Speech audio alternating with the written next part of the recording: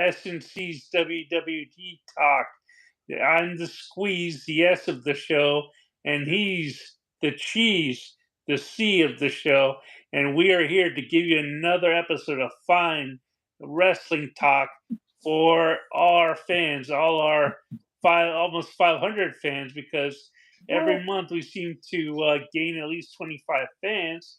So I guess the word is out. Slowly it's coming out. So I mean, we're doing pretty well. So cheese, not there's just a kind of a lull in the wrestling industry right now, and there's a lot of top stars who aren't wrestling. So I guess Triple H and company are doing the best they can regarding the situation with the wrestling fans and the wrestlers they have working for them. I mean, a lot of the top talent is out. Roman is out. Seth is out. Now Becky's out. Rhea's out. So basically, they got the two most of our female wrestlers out and two of the most of our male wrestlers out. On top of that, Brock Lesnar hasn't come back because of the Vince situation, which we're gonna have to talk about Hello. too. Yeah, we're gonna have to talk about the Vince situation as well, and whatever else is going on. What do you think about what's the state of wrestling right now in the WWE? Well, I think even though they don't have the star power, I think it's kind of good because they have to like push like the little guys like Chelsea Green and Piper Niven are getting they're getting a bit of a little rub going against Bailey. I mean, Chelsea Green got the pin over Naomi this week. With Piper Niven doing the bulk of the damage, but like they're shining a little bit. And I think both of them are very good performers. So I think that part's good. Kind of them not, and then WWE not having like the big superstars to have the crutch, they have to lean on some other guys. It gives now it gives time for like the 10, 15, 20 minutes that Seth Rollins would have on Monday Night Raw. Now they can plug in Orange Braun Breaker to run around on Monday Night Raw and have him kind of be a monster and do those kinds of things.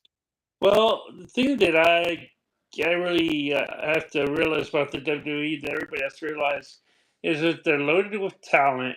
They got so many people that can be stars anytime, and not everybody gets enough screen time. Now there's people you just take a look at, and you're like, oh yeah, this person's never going to be a star. This person's going to be a mid carder. This person has potential to be a champion, a world champion. So you have to see who it is. You have the fans. They react to the things they've seen because most fans have been watching for years, like we have. There's casual fans who just watch once in a while, but even they can see who the good guys are. I Yeah. mean, like Braun is a natural talent. He's a natural superstar. He's gonna be world champion years to come. And you got guys like Carmelo Hayes. He's gonna be there. Oh my God, we just got a heart. So he's gonna be a world champion for a long time.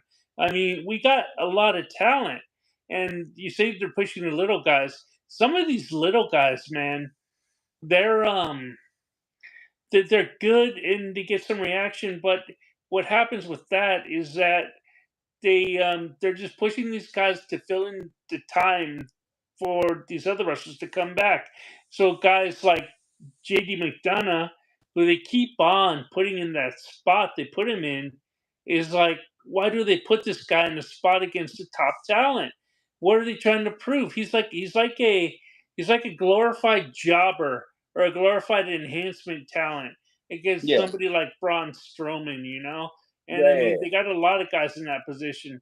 They say Ricochet is going to leave the company because he's unhappy with his position in the company. I'll agree he's talented. He's another glorified enhancement talent. I Yeah. mean, some of these guys just not going to go nowhere. Yeah. Yeah. Yeah, definitely like Ricochet. What did they give him the speed title? Uh, I still haven't seen what the speed show is, but I heard that he was a speed title champion. Do you know what that title is? The speed title chant. I don't know. The speed title chant. I heard of it. WWE. It's when the Ricochet won. Like, With I wonder that. if they can do What's it that called? again to Right? make you happy. Yeah, I guess it's like on YouTube or on the internet, something like that. It's not on like the main programming. And when I see him on the regular like show, like on Raw, like he doesn't come out with a title or anything. So that's but yeah, no, like like Ricochet will never they'll never push him as a top tier talent. So yeah. What do you think about did you read that Becky Lynch is I guess she's no longer under contract with WWE? She's not under contract, but they say she's taking time off. Her contract expired, and they say she's taking time off to be with Seth and their daughter. And they say she's going to sign again. There's been wild speculation that she's going to sign with AEW, but people are saying it's just rumors, and it's just going to resign with the WWE. Because Seth is there. So she's just taking time off. Her contract expired, and also coincidentally, Chad Gable's contract expired. So technically, he could move anywhere he wants, and Really? but a lot of contracts are coming up, and the most notable were Chad Gable's and Becky Lynch's. So Yeah. Yeah, yeah. Now so the upcoming show, Clash of the Castle, like, do you expect I don't expect Piper Niven to go over Bailey. Uh, do you think but do you how do you think that's gonna play out? And then do you expect Drew to go over Damian Priest?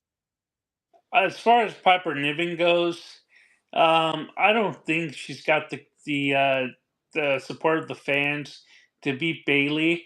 So I think she's going to lose her shot at the title. If it is a shot at the title, I'm not really up to speed on that. But as far as Drew goes, I think that it would be a shame to take the title off Priest right now because he's doing such a good job just trying to elevate himself and be a good world champion. But I can see them taking the title off Priest and just turning Drew into a monster heel that way. I took the title off Priest. I injured CM Punk. I'm just a dick who he says what's on my mind. So it's like they're gonna try to do something with him so they could set up the feud with Punk at SummerSlam. And Punk is gonna take the title from him at SummerSlam. You think that's gonna happen? I think so. But I think CM Punk's a horrible choice to yeah, I know the fans dig, I know it's a business and sell t-shirts and like you always say, like it's a business, you gotta make money. You gotta go at the guys who's gonna make the money. Yeah. I get all that, but I still think it's a horrible I think it's a horrible idea to give CM Especially since he's like our age and he's like 45, 46, 47, and I mean he's even older than Drew, and I mean Drew is still wrestling shape. He's still got it. But yeah. CM Punk, he took 7 years off, came back, got the shook off the ring rust, but he's still just not tip top. Look at how easy it was for him to get injured. So I mean, I think it's wrong to put the title back on him. I think they Yeah. should focus on somebody younger than him. Maybe they could have him go up against Priest because Priest, the promos he cuts, they're kind of biting and exacting. The promos he cuts, when he had the promo against Gunther and Drew on Monday, I thought he was just biting sarcasm. Just what he said to them was cutting them down. So I think he's gotten better in the promos. His wrestling's not up to speed, but as long as the promos are there and he's got the charisma and his wrestling's okay, he should do well. So Now with Gunther, with with Gunther, with Drew, and with CM Punk, do you think somebody who should be a champion within the next 6 months to a year, do you think they're not going to be champions because they're gonna put the strap on someone and keep it that way? Because it seems like WWE likes to have like longer reigns for world champions instead of like Ric Flair won the NWA title like 17 times, because yeah, he'd never have a huge, never have a hugely he wouldn't have a huge long run, because they were kind of moving the title around to everybody. I mean, I remember what, like, before Starcade '88, what they gave it to Ronnie Garvin, like Ronnie Mhm. Garvin had a run with it. Um, where they book it when it's booked like that, you don't have like an overwhelming, super dominant champion. But I when there's like 3 or 4 5-month title reigns, I kind of like that better because then you get for me, I like to see like the just I think it elevates everybody a little bit, and it makes me, so when they do, because like the way WWE is now, for the most part, when you hear the match being booked, okay, this one's gonna go over, this one's gonna go over, because they book some people so strong. Yeah. Whereas it's like back in the old NWA, like, you know, there always was a shot of, of the title changing hands. And do you remember the dusty finishes they used to do in Yeah, of NWA? course. Luger was always a victim of that because what happened with the Dusty finishes was that Dusty would book. Well, I don't know if you know this. This is like not inside knowledge. This is ready-made knowledge to any wrestling fan who's read about wrestling. But the Dusty finishes were that Dusty was the main booker, right? Yeah. So he would book the matches a certain way. But the Dusty finish happened because Ric Flair had creative control, and he would put the squash on who would ever face him, especially Luger. Apparently, Ric Flair didn't have too much respect for Luger in those days, so that's why Luger never won the title from Ric Flair. But he had respect for Sting. That's why Sting won the title from Ric Flair, and there was no Dusty finish involved there. Even if Dusty was in the company at the time, but that's the thing. The Dusty finish was because Dusty had to rewrite the finish so that Ric Flair could keep the strap. Yeah. Yeah, yeah. Because I But remember. getting back to what you were saying right now about all these guys who are vying for the title and that they're looking for short title reigns.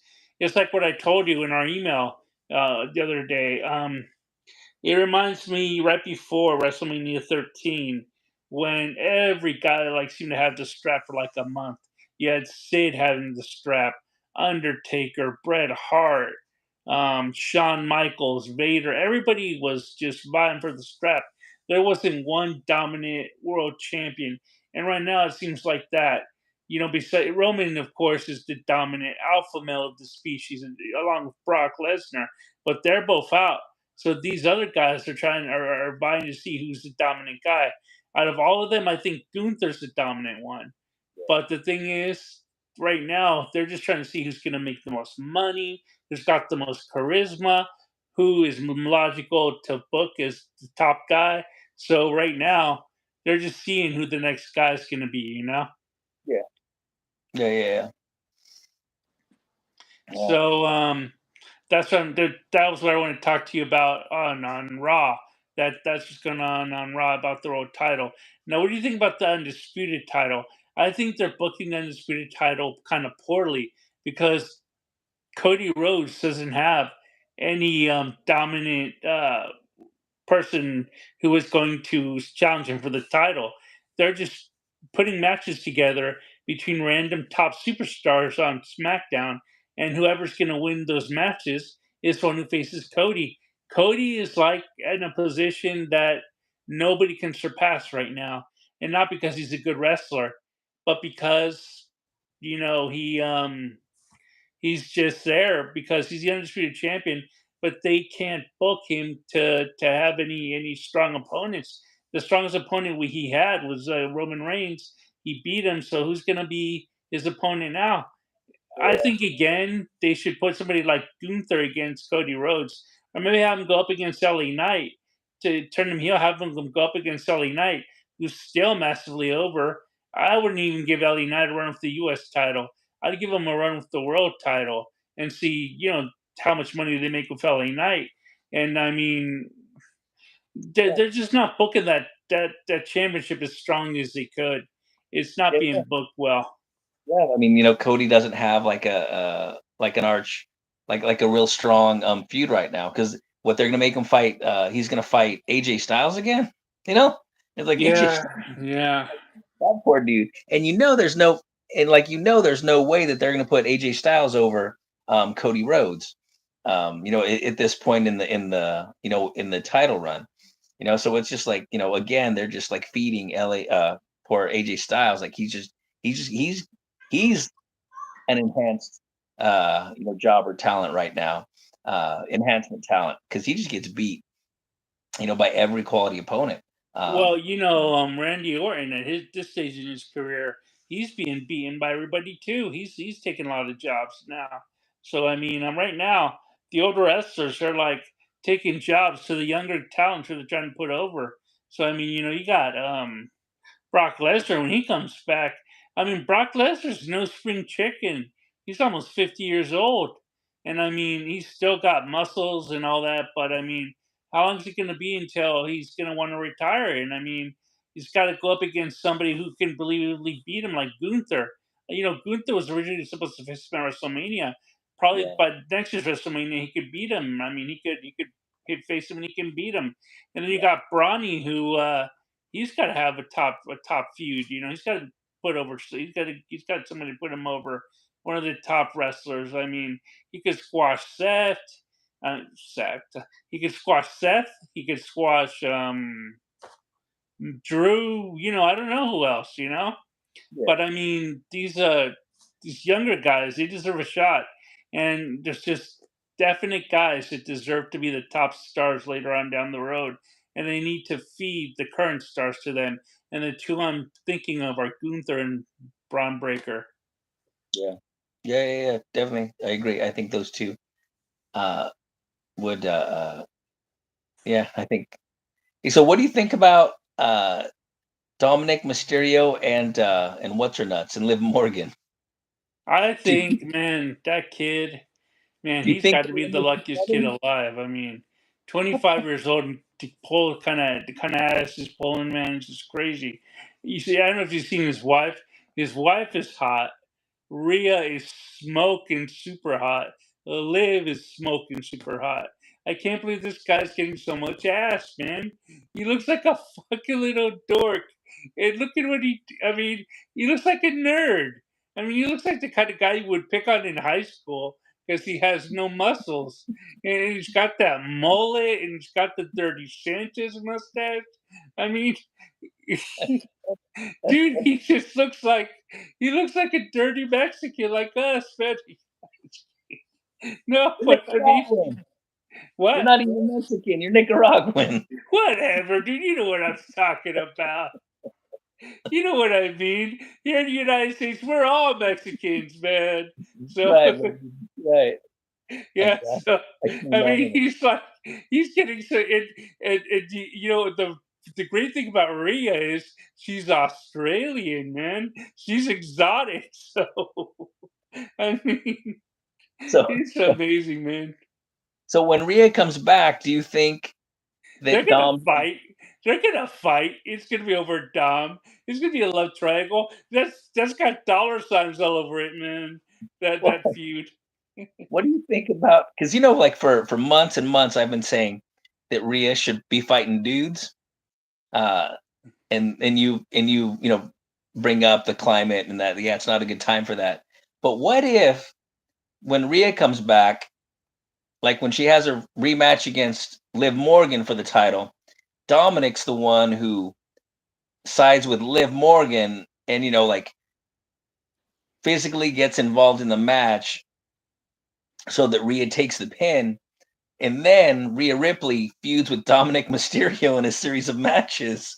I With wouldn't put her right away in a singles match with Dom. I'd put them in a match. tag team match first. I'd put them in a tag team match. Have Dom go up against somebody who is there with Rhea, and then she beats Liv, and she beats the shit out of Dom. And then, like at Royal Rumble or WrestleMania, she fights. Not no, she can't fight Dom at WrestleMania, but maybe Survivor Series. She gets her hands on Dom in a singles match, and he's like, "I love you, mommy, love you, mommy." Does Eddie Guerrero China thing, and he just gets the shit beat out of him by Rhea, So Yeah, yeah. I think the crowd would pop huge to see Yeah. beat up Dom. I think they'd love it. I think they can make money with that one. Yeah, that's definitely a moneymaker right there.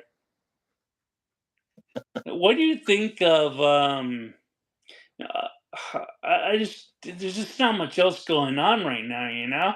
The top views are there, you know. I mean, I mean, I told you about Gable. Then you got the guys who are spinning their wheels, like I mean, Sami Zayn. Sami Zayn's the Intercontinental Champion, but he's not stuck. He's stuck in like a feud nobody cares about, and his Yeah, opponents are just weak. I mean, Bronson Reed has not gotten over, and Chad Gable is slowly getting over, but still he's got to work on his charisma because he has no natural charisma. Otis has more charisma than Chad Gable. I mean, so yeah, Otis is the one they cheer for, not Chad Gable. I yeah, yeah, mean, yeah, yeah. I think for a while, when Otis was kind of like the goofy guy who would dance and kind of do the worm. He was so popular. He won Money in the Bank one year. You remember yeah, that? he's been popular. He has been popular. Yeah, Like, they were honestly thinking of putting the strap on him, which is yeah, crazy to me. Um, and then like his popularity faded. Uh, but I guess having Chad Gable like yell at him and like smack him around, makes him kind of like a lovable underdog for yeah. the He's always been the charisma guy for a guy that big, and I mean, he's got skills, and I mean, the way he's built is just strange. He's kind of muscular but stocky and big at the same time, and he's got a lot of charisma. So I mean, this is a guy who was put in a love triangle with Dolph Ziggler and Mandy Rose, and Mandy Rose is like, oh, you're all over him, and I mean, you would think a guy that size couldn't get a chick like Mandy Rose, because Mandy Rose is easily the hottest chick ever to come out of WWE, in my opinion. I don't know about you, but she's right up there. So I mean, it's like wow. I still jock Mandy Rose on her Twitter. I'm sending messages and stuff. Hi Mandy, hi Mandy. Yeah, I love that chick. She's hot, man. But and she doesn't like go just in real life. I mean, you've seen her boyfriend, but I mean, yeah, you can tell there's chemistry, So Otis plays yeah. his cards right. He could probably pull a chick like Mandy Rose. So do you think that Sami Zayn's going to retain? Do you think Gable's going to pin Bronson Reed? Like, how do you think that match is going to go down? I think I think Zayn's gonna retain definitely. I think Zayn's gonna get the pinfall win over one of them. If it's Chad Gable, it wouldn't enhance the feud. It'd have to be Bronson Reed. Maybe they use a foreign object and Bronson Reed gets knocked out, and someone gets counted out to enhance the feud. But I think they got to feed Sami Zayn's title to somebody who's over. Who would be perfect for that title? Braun. Braun would be perfect for that. He attacks Sammy at the end of the match. He's like, "Yeah, I was in King of the Ring. I was in the tournament. But I want to take that stupid title away from Sami Zayn." And then Sami Zayn's like, "Oh, I didn't like the fact that Braun Breaker attacked me. I'll defend my title against him." And Braun squashes him in like 30 seconds or a minute. So, Yeah, definitely. do you think that would work? Yeah, yeah, I think so. I think Sammy, it's yeah, I think his run with the Intercontinental title should come to an end sooner rather than later. Because for the Yeah, most part, you know, like with the Street Profits, Montez Ford, is super super ripped, super cut, and then the other guy, um, always has to wear he wears like baggy baggy basketball shorts and yeah. like a baggy t-shirt. I Yeah, he think doesn't Sammy, take care of his body. He's got I think skills, Sammy, but he's definitely the D'Lo of the group. So yeah, he reminds me of when he D'Lo, ran man. because when Sammy takes his shirt off, like it, it's like I look at him like, bro, like, and it's like I'm in better shape than Sami Zayn is. That's what And I've been telling you all this time. I've been like, telling people Sami Zayn just doesn't look like a wrestler. it's He like looks like a bum off the street, and his the whole look. he's got that Cuban assassin thing going, you know, the green, the killer hat, you know, the green vest. He looks like a Cuban assassin. He looks like one of fucking Castro's guys, you know. So it's like, I mean, no, the dude is just not doesn't look. He doesn't fit the traditional mold of a wrestler. You know who he reminds me of just by looks? Mick Foley. Mick Foley was the same disheveled look to him, you know. So Yeah. Yeah, and Mick always wore a T-shirt. Always wore some kind of shirt over. yeah, He because it's just not a good visual to have a totally disgusting body and be a wrestler, you know. You had guys like Bruiser Brody who was kind of who wasn't in the best shape, but he was muscular and he looked like a monster. So he didn't Right. have to wear a t-shirt. Ox Baker wore that like furry shorts, but he was just a monster. He was just a huge muscular dude and with the mustache. Oh my Yeah. god, he looked imposing, looked intimidating. Who would want to get in the ring with that guy? But I mean, guys like Mick Foley, his only claim to fame was that he liked to hurt himself to get over, you know. So, Mick, I like Mick Foley. well, Still true. I think everybody likes him personally, but he just had to prostitute his body to get over. I mean, Hogan's comments about him were right. He's just, you know, he's one of those guys who didn't really have too much natural talent, and you know that's what happened. Yeah. He had to sacrifice his body and his health to make something of himself in the business. But I mean, Sami Zayn is a lot like Mick Foley. You know, he doesn't have any natural, really natural skills. Besides the fact he's a good wrestler, but he just didn't look like a good wrestler. I mean, he Yeah. doesn't have the look, but he's got the skills, which has made him successful in WWE. Plus, he's got tons of charisma. But I mean, yeah, I think someone with more deserving should hold that strap. And I think that they took the title off Gunther because they had to take it off of him. But I definitely didn't like the way they did take it off of him. But hey, he's on to bigger and better things, and they should give Braun the title. Yeah. Yeah, that was crazy when Sami Zayn beat Gunther clean. Yeah, bad Yeah. booking, dude. Bad booking. So, moving on. We got 3 minutes left to hit the 30-minute mark. Let's move on to predictions for Clash at the Castle. So, what do you think? Who do you think is going to go over the Cody Rhodes match? Who's he facing? Cody Logan Paul, no. Cody Rhodes, it's AJ Styles. Okay, then. Okay, we know then Cody Rhodes is going to beat him again. So it's Drew McIntyre versus Damian Priest for the Road Heavyweight Championship. Who do you got? I go with Drew. I go with Drew too. I think Drew, you know, he's going to go over huge in Scotland, especially being Scotland and those crazy fans. They're going to love that. So what do you think about Piper Niven and Bailey? Like you said, they I just got put her on there because she's Scottish, but there's no way Piper Niven's going to win. Yeah, yeah. I think Piper will have a good match. They'll give her some, some high spots. Some spots where the crowd will pop for her, so she'll look good. So she'll look like, at times like a dominant, force. Hmm. But I think Bailey's gonna win. Okay, what about tag team titles? Any tag team titles on the line? I don't think so. Okay, no tag team titles, so let's skip that. What about you say Sami Zayn versus Bronson Reed versus Chad Gable. Sami Zayn's probably gonna go over, but who do you think takes a pinfall? Who do you think is the weakest in the match and who can take the pinfall? Probably Bronson Reed, right? Well, I mean, if Chad Gable was to go over, I think it would be Bronson Reed. I think that somewhere in the match, it's going to be Otis is going to be down there, and he's going to do something that's going to cost Chad Gable to Okay. take the pinfall. Okay. So then, That sounds like it could happen to so then start an either Alpha Academy Civil War. so then after the match, either right after the Creeds are going to come out and beat the Uh, hell out of Otis, Yeah. or on Monday night the Creeds will come out. And Chad Gable will kick. They'll come out, and first he'll kick out Maxine Dupree of the Alpha Academy. Then Uh-huh. he'll kick Tozawa out of the Alpha Academy, And and have then a beat the shit out of Otis. and then he'll bring out the creeds, and they'll beat the yeah, and they'll beat the hell out of, and they'll beat the Okay. hell out of. Okay, that sounds. I'm waiting for that because that sounds like it could happen.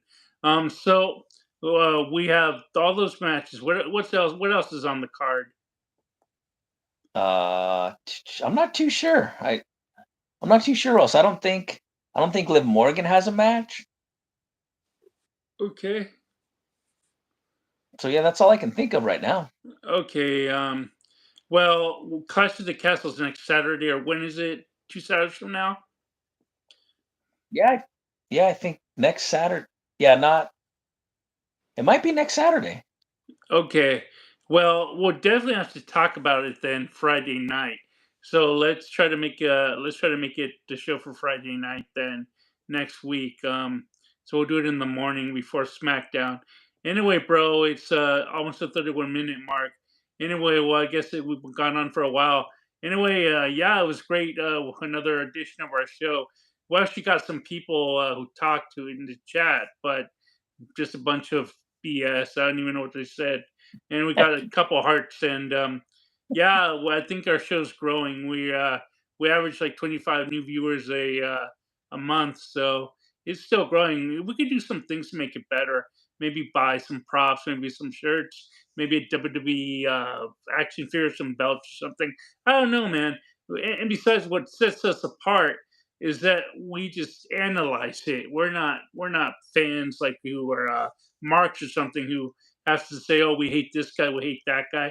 It's good that we analyze this thing because we're doing something I haven't seen any other wrestling show do, including with actual wrestlers or professionals in the industry. Anyway, bro, it was nice talking to you. So have a good day and have a great week. Okay, bro. All right, brother, man. You too. We'll talk to you Okay, soon. this has been the Squeezing the Cheese in SSC's WWE Talk. Thank you for joining our show. Having a great night, everybody. All right. Bye.